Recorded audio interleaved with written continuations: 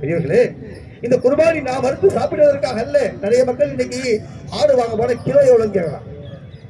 மாட்டுல கிலோ எவ்வளவு தருவீங்கன்னு கேட்கலாம். கிலோ கிலோ கிலோ வாழ்க்கை கூட கிலோ. இன்னைக்கு கிலோவா? கறி கடைக்கு போனா கிலோ, இன்னைக்கு கிலோவா? சோழர்களே, இன்னைக்கு செய்த குர்பானி கிலோவுக்காக அல்ல. இன்னைக்கு செய்த குர்பானி யாருக்காக சொல்லுங்க, சத்தமா சொல்லுங்க. இன்னைக்கு வந்து கிலோ கிலோன்னா ஆளுக்கு 5 கிலோ எடுத்துங்க, ஆளுக்கு 3 கிலோ எடுத்து என்னங்க கிலோ?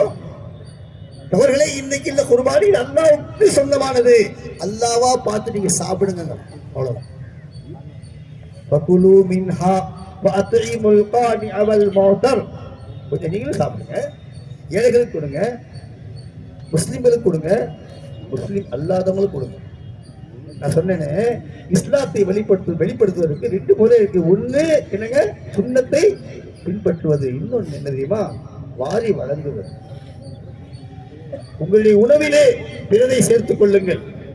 உங்களுடைய நீங்கள் புசிக்கக்கூடிய மாமிசத்தில் பிறரை சேர்த்துக் கொள்ளுங்கள். உங்களுடைய செலவிலே பிறரை சேர்த்துக் கொள்ளுங்கள். ஒண்ணு செய்ய முடியலையா, அடுத்தவங்களுக்கு உபத்திரம் பண்ணாம கஷ்டம் கொடுக்காம இருங்க. ரோட்ல போயிட்டு இருக்கிறீங்களா, ஒரு கல்ல முள்ள கூட எடுத்து ஓரமா போடுங்க. இஸ்லாம் என்னவென்று மக்களுக்கு தெரியவில்லை, முஸ்லிம் யாருன்னா தெரியும். அல்லாஹ் முஸ்லிம்களை இஸ்லாத்தை வெளிப்படுத்துவதற்காக படைத்தான்.